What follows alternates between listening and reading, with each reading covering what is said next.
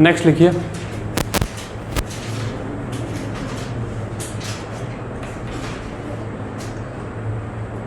Next लिखिए।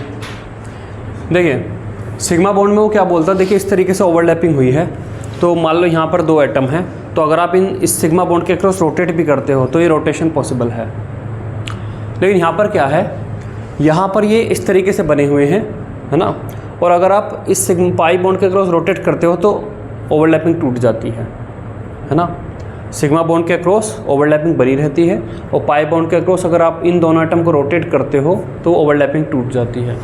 तो sigma bond के अक्रॉस एटम का रोटेशन, दैट मीन्स ये एटम और ये एटम ऐसे रोटेट हो सकते हैं इस बॉन्ड के अक्रॉस। यहाँ पर ये रोटेशन पॉसिबल नहीं है। तो लिखिए third point, there can be free rotation of atoms, there can be free rotation of atoms along this bond।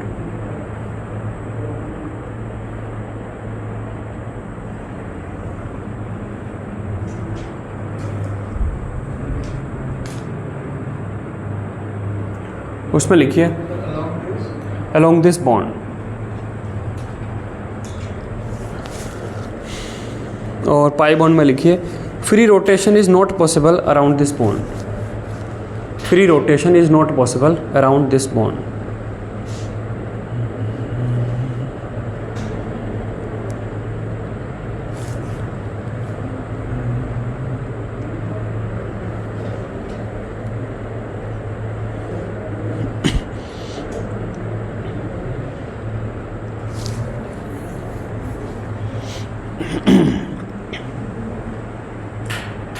Next देखिए,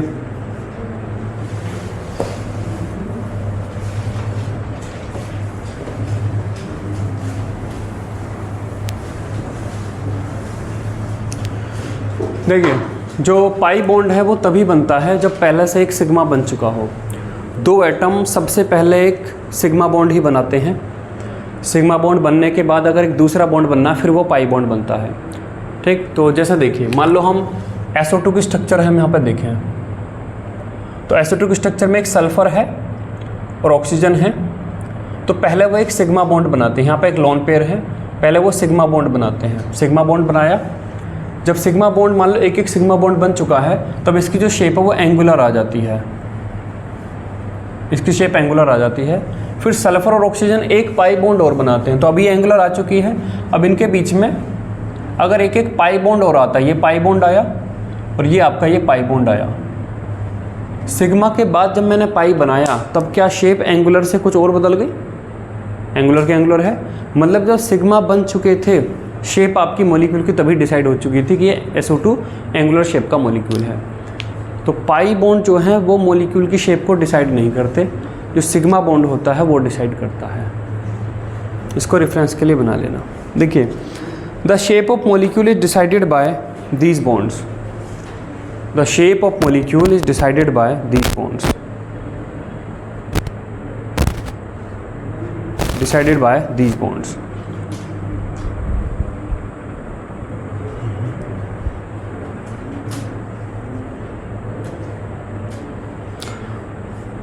और उसमें लिखिए these bond do not affect the shape of molecule, these bond do not affect the shape of molecule.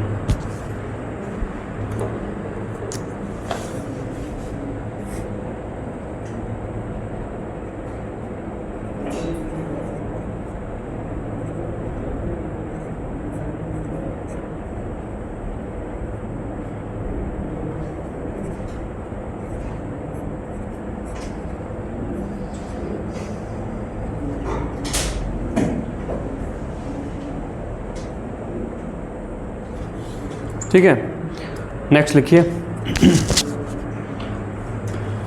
Sigma bond का अपना independent existence है। 2 atom के बीच में sigma bond हो सकता है, अकेला एक सिग्मा बॉन्ड, लेकिन 2 एटम के बीच में अकेला एक पाई बॉन्ड हो, कोई सिग्मा ना हो, ये नहीं होगा।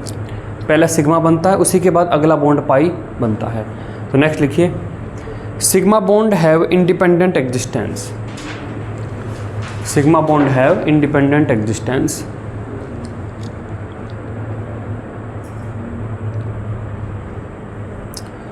इसमें लिखिए pi bond always exist with, pi bond always exist with,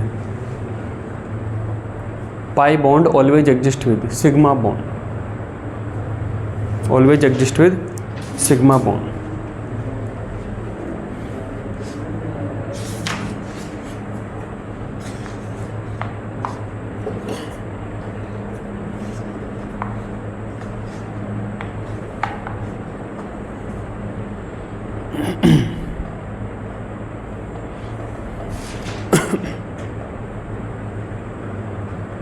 ठीक है, चलिए आगे पढ़ते हैं।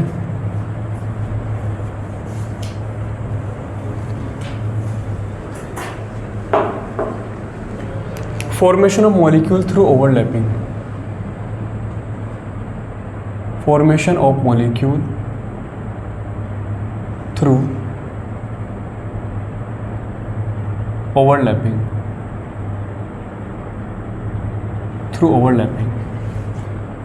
पहला केस देखिए, S S overlapping, S S overlapping से, है ना। Formation of H2, formation of H2, तो H2 मॉलिक्यूल में क्या होगा, एक हाइड्रोजन एटम होगा, उसका s ऑर्बिटल होगा, ये हाइड्रोजन एटम है और ये उसका s ऑर्बिटल है।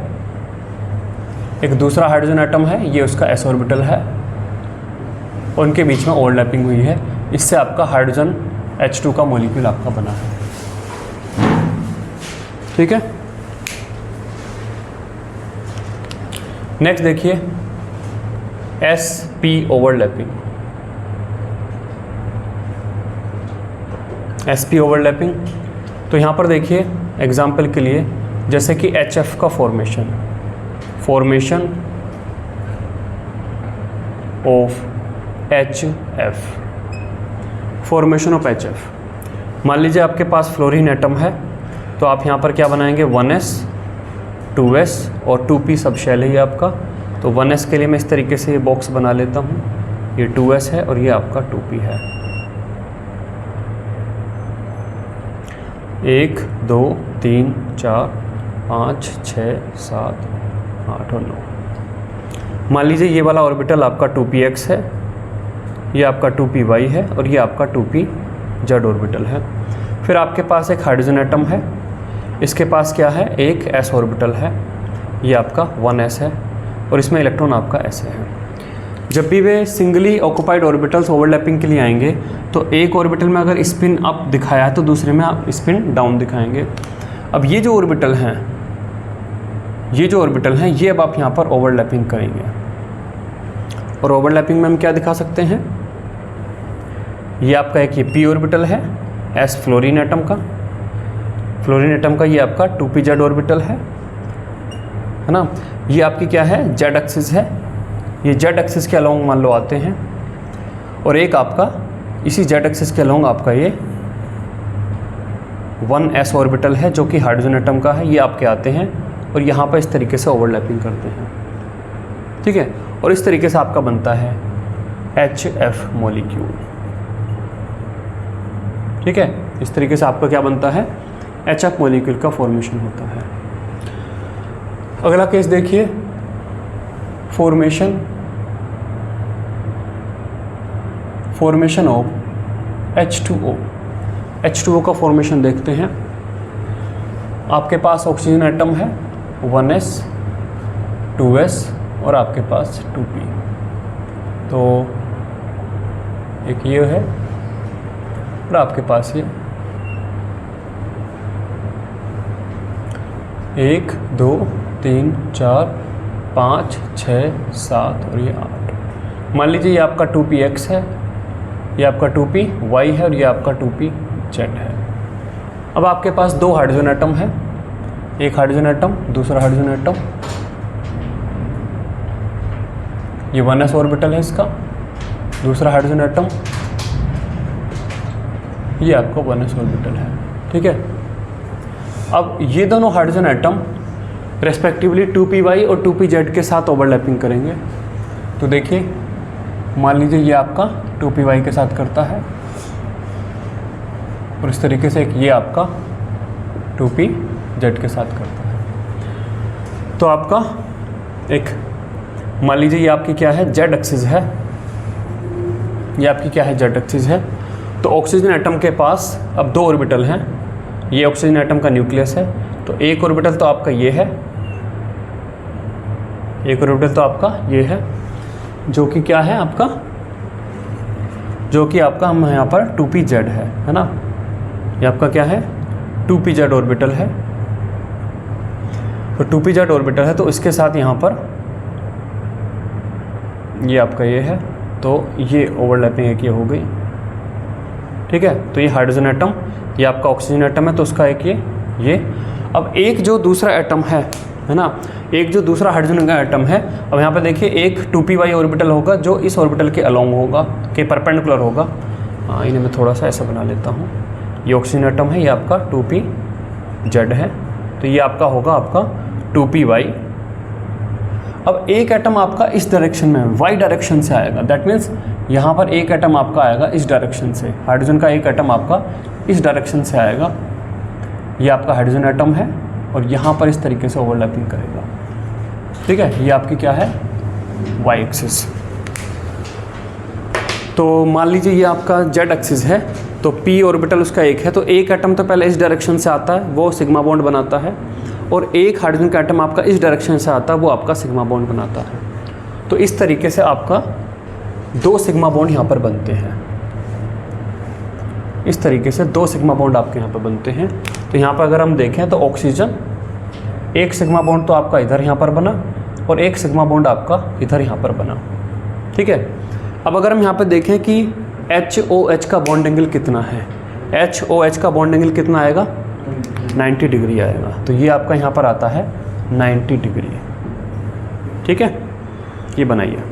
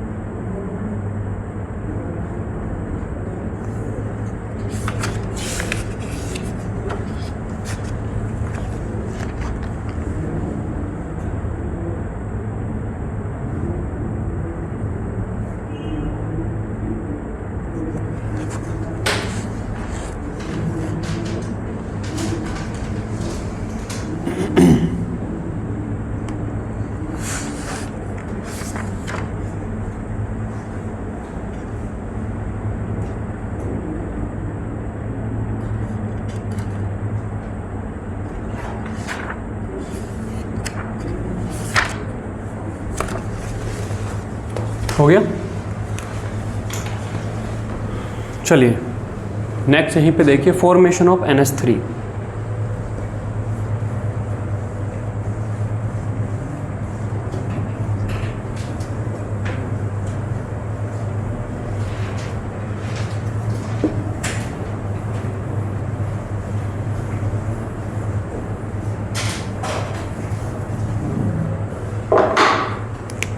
Formation of NH3।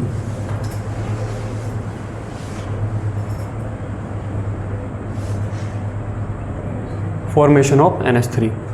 तो देखिए नाइट्रोजन एटम आपके पास होगा 1s 2s और आपका ये 2p।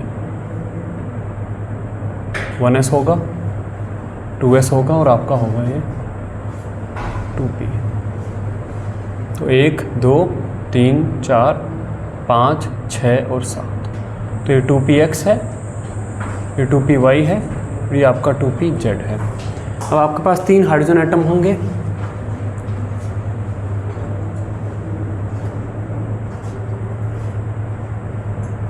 हाइड्रोजन हाइड्रोजन और हाइड्रोजन, इन तीनों के पास ये 1s 1s और 1s ऑर्बिटल होंगे।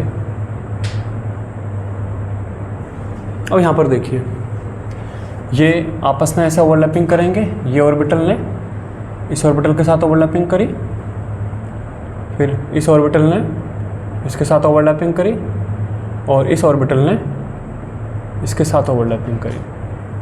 तो अब यहाँ पर क्या होगा ये आपका नाइट्रोजन एटम का न्यूक्लियस है, ये आपका एक 2p कोई भी ऑर्बिटल मान लीजिए, ये आपका मान लो आपका क्या है 2pz है,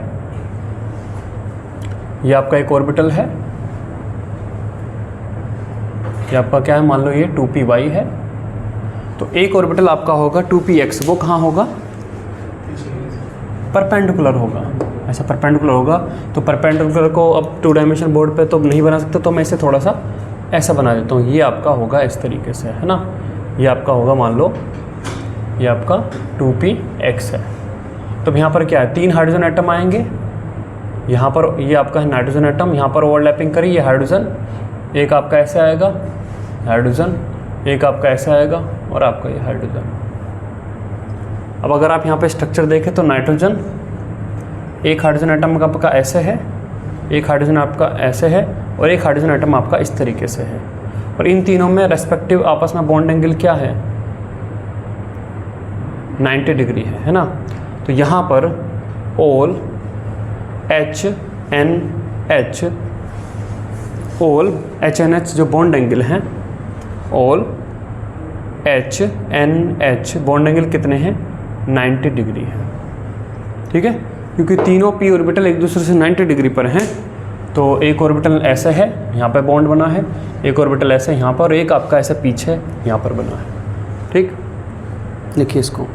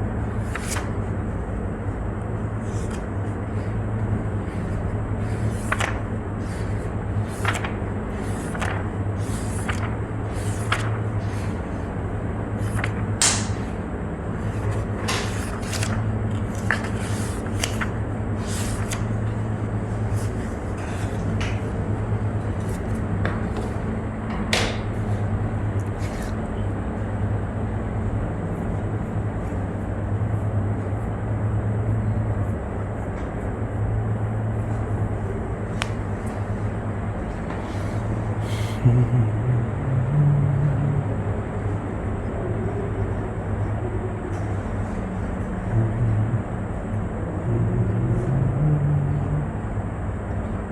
भी किसी के साथ कर सकता है ना, ये सर कोई भी किसी के साथ भी पेयरिंग कर सकता है ना, जरूरत तो नहीं है ना सर, जैसे आपने ना रखा फर्स्ट वाला थर्ड वाला आइडल के साथ करेगा।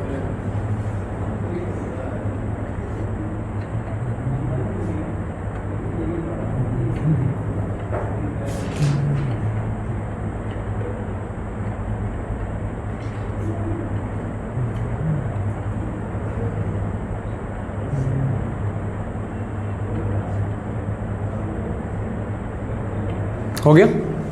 चलिए हेडिंग डालिए, limitation of valence bond theory. Limitation of valence bond theory.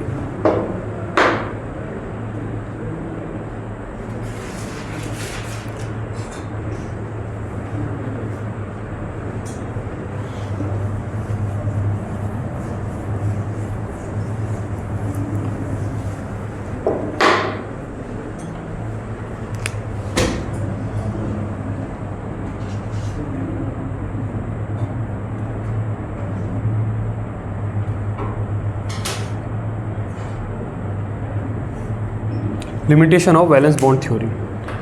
देखिए modern theory of covalent bond में दो थ्योरी है, वैलेंस बॉन्ड थ्योरी और molecular orbital theory. Molecular orbital theory अपने आप में एक फुल फ्लैश थ्योरी है, लेकिन वैलेंस बॉन्ड थ्योरी क्या है, यहाँ पे अगर आप देखो तो अभी जब आपने H2O मॉलिक्यूल बनाया तो HOH के बीच का बॉन्ड एंगल क्या आया, 90 डिग्री आया, क्योंकि दो पी ऑर्बिटल एक दूसरे से 90 डिग्री पर अलाइन है, तो 90 डिग्री पर अलाइन आए हैं तो 90 डिग्री आ गया। लेकिन एक्चुअल में जो H2O है उसका बॉन्ड एंगल क्या होता है, 104 डिग्री, 104 डिग्री होता है। तो यहाँ पर VBT के थ्रू तो बॉन्ड एंगल 90 आ रहा है, एक्चुअल होता है 104, तो सही नहीं आ रहा है। NH3 में HNH का बॉन्ड एंगल क्या आया है, 90 डिग्री, लेकिन अमोनिया में एक्चुअल बॉन्ड एंगल क्या होता है, 107 डिग्री। उसके अलावा भी बहुत सारे ऐसे मॉलिक्यूल हैं जहाँ पर जो बॉन्ड एंगल है, जो शेप है मॉलिक्यूल की, वो एग्जैक्ट नहीं आ रही जो कि होती है। तो VBT जो थ्योरी है उसकी कुछ लिमिटेशंस हैं, है ना, तो वो लिखेंगे। लिखिए इसमें VBT that means valence bond theory, VBT fails to account the geometry, VBT fails to account the geometry,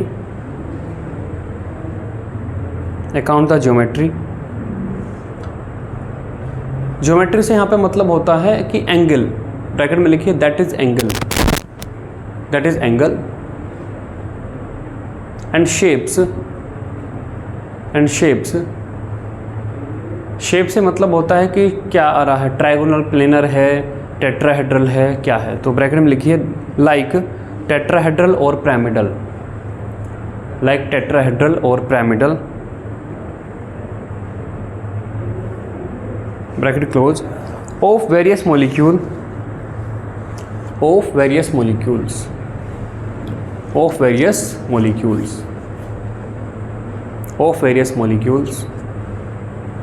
full stop. It does not give explanation,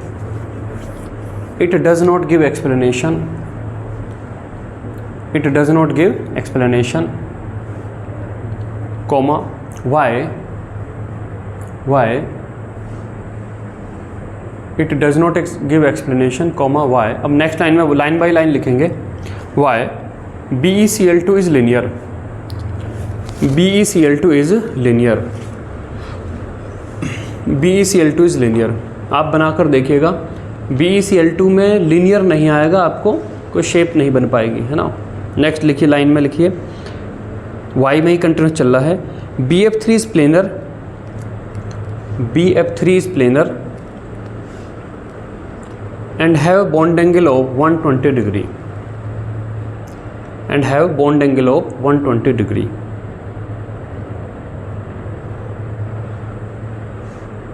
next line में लिखिए, वाई में, है ना, CH4 इज टेट्राहेड्रल, वाई में चल रहे हैं ना सब, क्वेश्चन मार्क पहले से ही लगा हुआ है।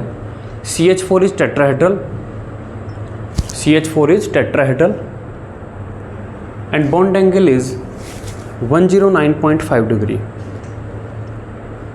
109.5 डिग्री। नेक्स्ट लिखिए NH3 is pyramidal, NH3 is pyramidal and having bond angle of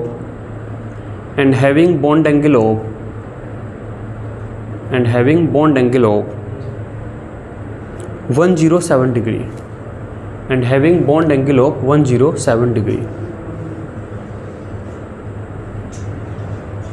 next लिखिए H2O is V shape, H2O is V shape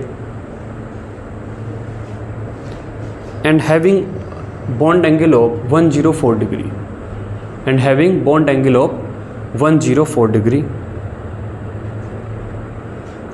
and many more, and many more,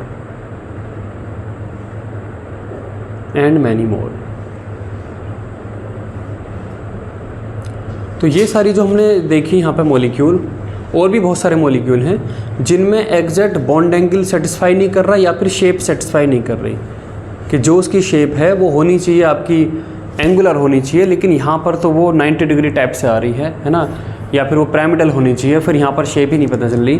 तो इस तरीके से जो मॉलिक्यूल की एग्जैक्ट शेप आनी चाहिए, शेप में यहाँ पर प्रॉब्लम है। ठीक है।